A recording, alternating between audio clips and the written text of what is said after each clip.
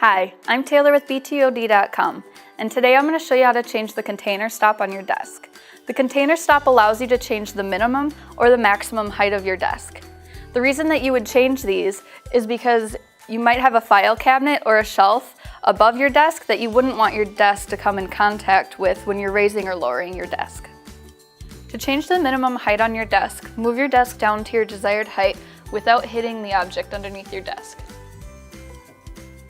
You're then going to want to press the up arrow 4 times rapidly.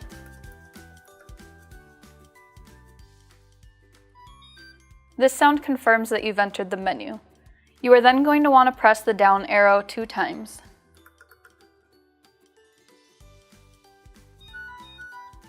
And then the down arrow once again to set your setting.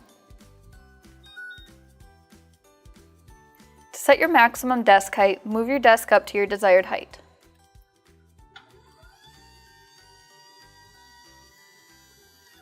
Once you are at your desired height, press the left arrow button 4 times quickly. This sound confirms that you've entered the menu. You are then going to want to press the right down arrow 2 times.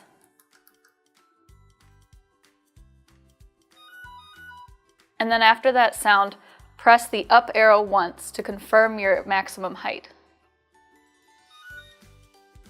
To show you that we have set our container stop, I'm going to move the desk down to show that it stops just before it hits our file cabinet.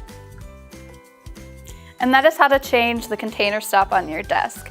If you have any other questions on how to operate your desk, visit us at the Learning Center at VertDesk.com. Thank you for watching.